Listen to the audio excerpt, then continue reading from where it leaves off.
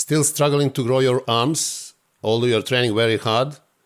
Well, in this video, I will talk to you about 3 major mistakes why your arms are not growing. So number 1 mistake is wrong choice of exercises. Number 2 mistake is wrong form. And number 3 is overtraining. I'm Dr. Nash Jocic, former bodybuilding champion with experience over 40 years in bodybuilding. During that time, I trained over 3,000 clients and helped them to get in fantastic shape. I'm also an author and I published 9 books. So if you're interested in expanding your knowledge, there is the link in the comments where you can go and download my ebooks from my website. So now let's talk about these 3 mistakes first regarding training biceps, right? So mistake number 1 in training biceps is that a lot of people, especially these days, are training biceps with exercises which are not really effective for building size and strength of this particular muscle, biceps brachii.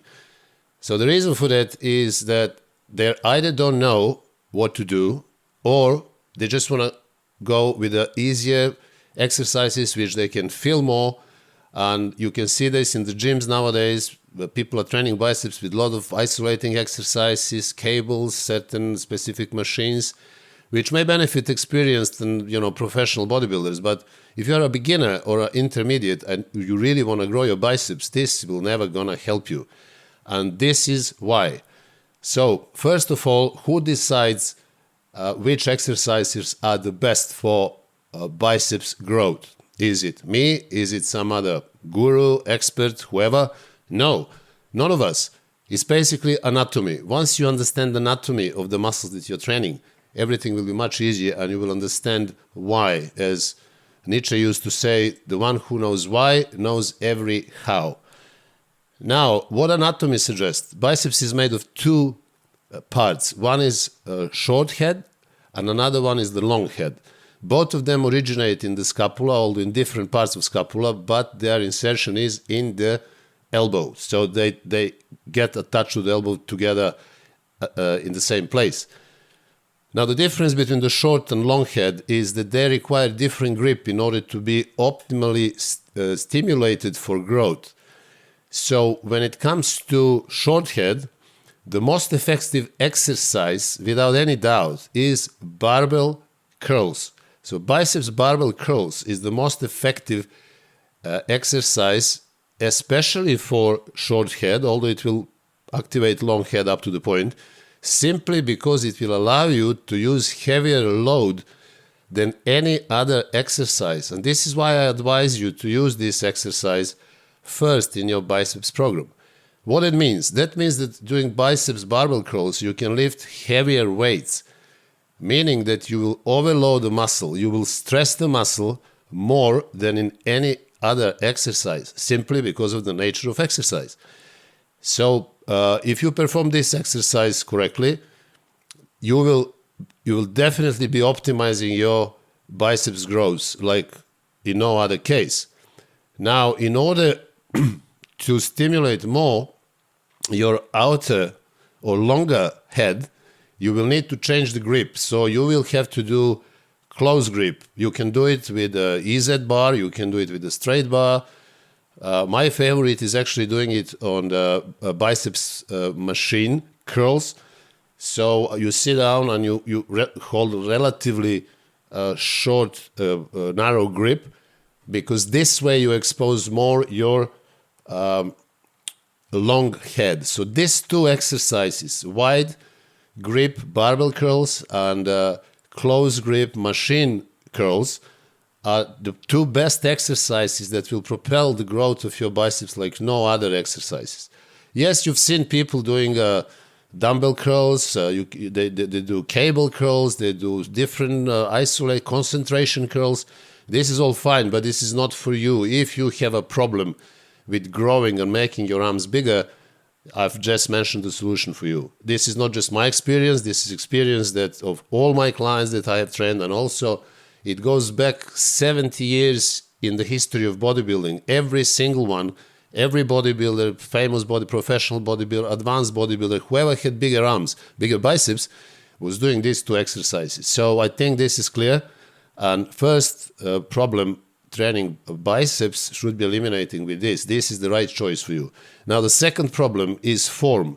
You can do these two exercises, but if the form is not right, you will not benefit much. Meaning, you need to control the movement in both of these exercises. People often swing too much when they do biceps barbell curls. Swinging or cheating is allowed. I allow that. I do it myself occasionally. But this is only for the last 2 to 3 reps in the set. Before that, the form should be really strict, because more stricter the form, more biomechanical mechanical tension on your muscle. And more control the form, the time under tension will be longer. So don't just drop the weights and lift them up, because bodybuilding is not weightlifting. Bodybuilding is very different.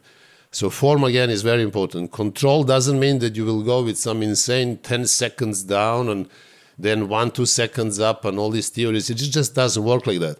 Control means that you are in charge throughout the set. You can go 1.5-2 seconds down, perfect.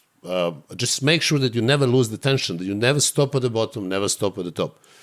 Now, the number 3 major mistake for training biceps is overtraining. Now, every time you do pulling movements for your back, for example, pull down, wide grip, close grip, bent over rowing, seated rowing machine, cable rowing, you will always use your biceps up to the point. It will never be fully extended and fully contracted, but your biceps will be stressed out. So you have to think carefully in how many sets do you perform for biceps, how often you're training your biceps. Maybe you're training your biceps too often.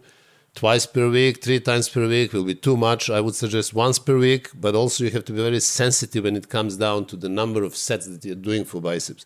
So if you do, let's say, 20 sets for chest or back, that doesn't mean that you can do 20 sets for biceps. You can only do anywhere from 6 to 10 sets. 12 sets would be max, but this is for advanced bodybuilders.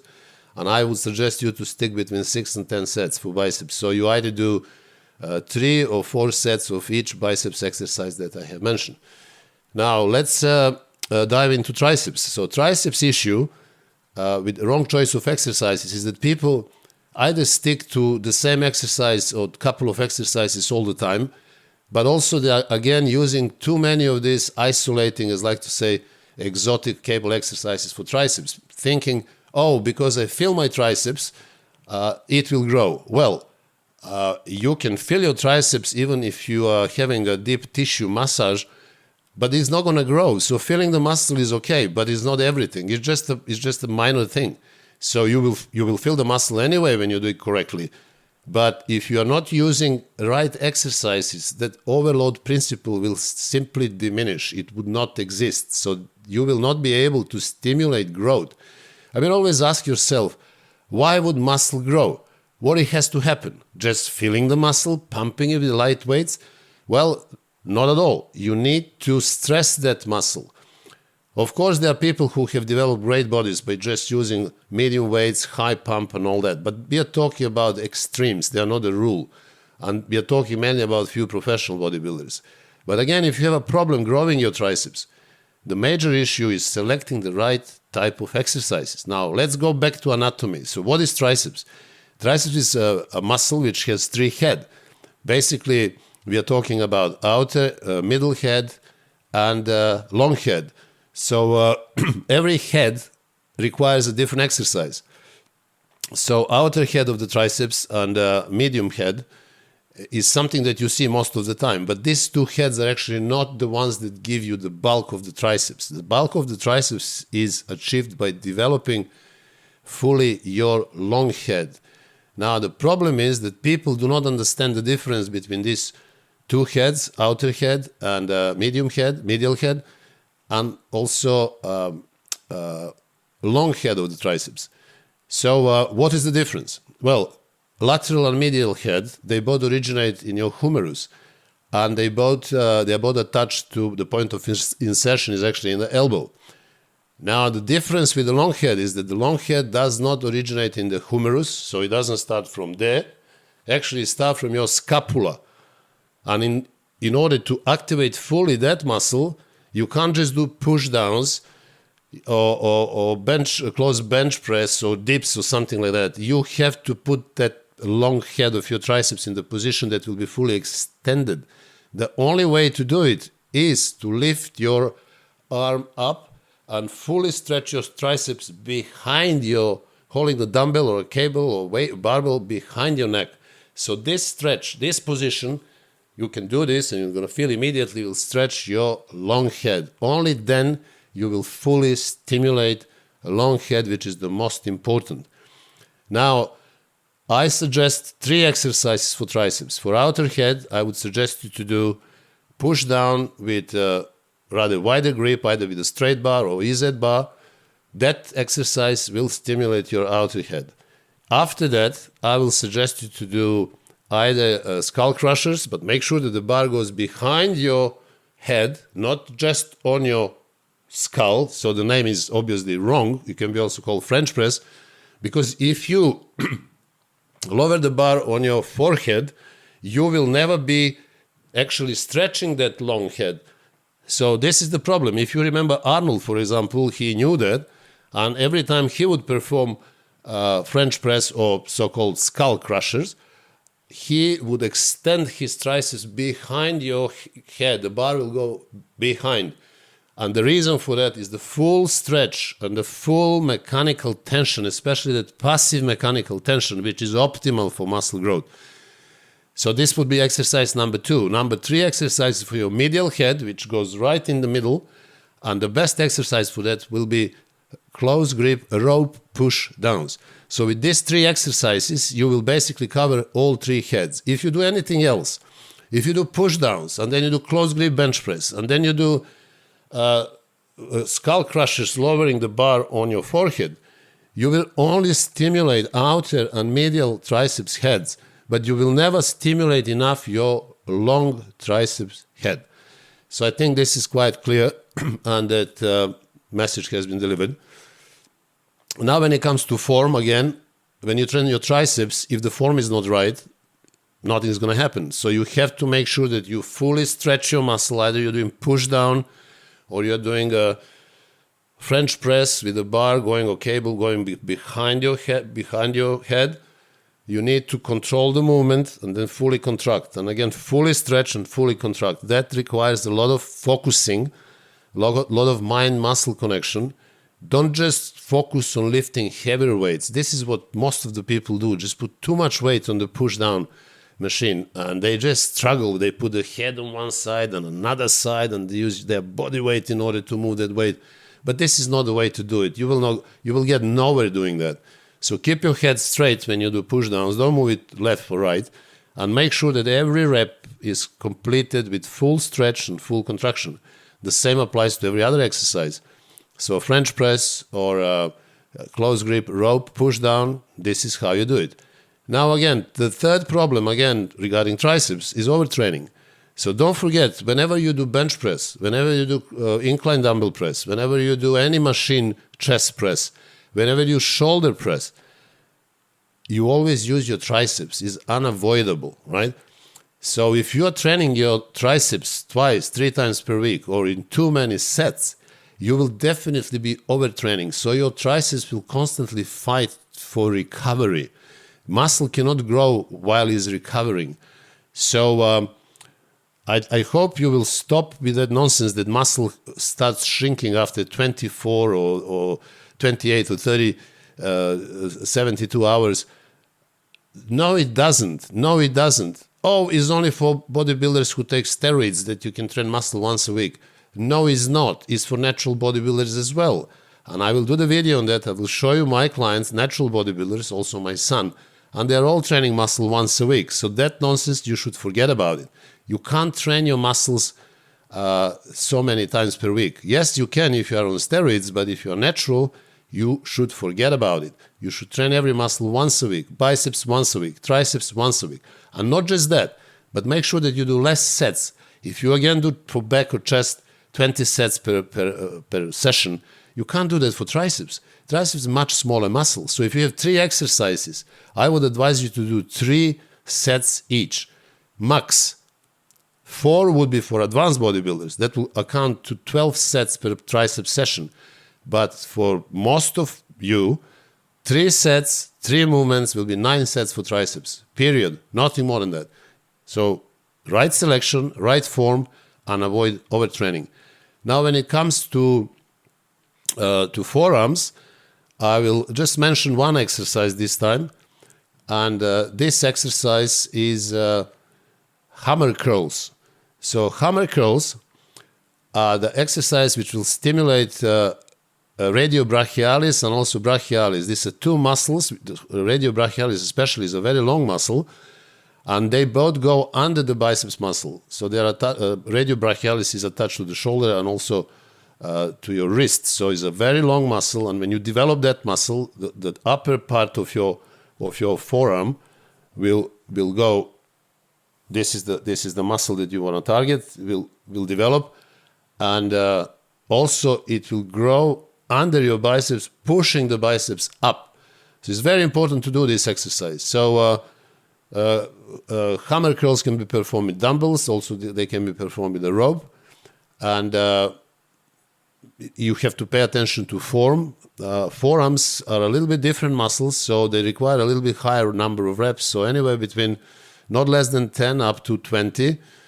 And this exercise also has to be done very carefully because, again, every time you do pulling exercise or rowing exercises, this muscle will be, radiobrachialis will be involved there. So there is a much more when it comes to training arms. And I have explained that in detail in my latest book, which is called Arms Training. And in that book, I explain everything about biceps anatomy, triceps anatomy, forearms, not only radiobrachialis, but also your flexors and extensors. And I've given you the best exercises in the best explanation of the best form and the best number of sets and number of reps for biceps, triceps, and forearm muscles. So if you're interested in really developing your arms fully, I would wholeheartedly suggest that you get this ebook from my website. Again, the link is down in the comments. So, guys, I think I have managed to deliver the message, and let me just recap once again. The main reason why your arms are not growing is not your genetics, or is not that you're not training hard, it's just that you're not training smart. So there are 3 major problems, as I mentioned. Number 1 is wrong selection of exercises. Number 2 is wrong form. And number 3 is overtraining. So I have explained to you how to avoid wrong choice of exercises, which ones are the best for biceps, triceps, and radiobrachialis, brachioradialis. Also, I have explained to you about the form. You need to pay attention to form, keep the time under tension sufficient, and also tension, so never lose the tension by stopping at bottom or at the top of the movement. And number 3 is obviously overtraining. Everything you do for the upper body, you are using your arms, either your biceps, your triceps, and your forearms most of the time. So you have to be very careful not to do too much, too often for biceps, triceps, and forearms.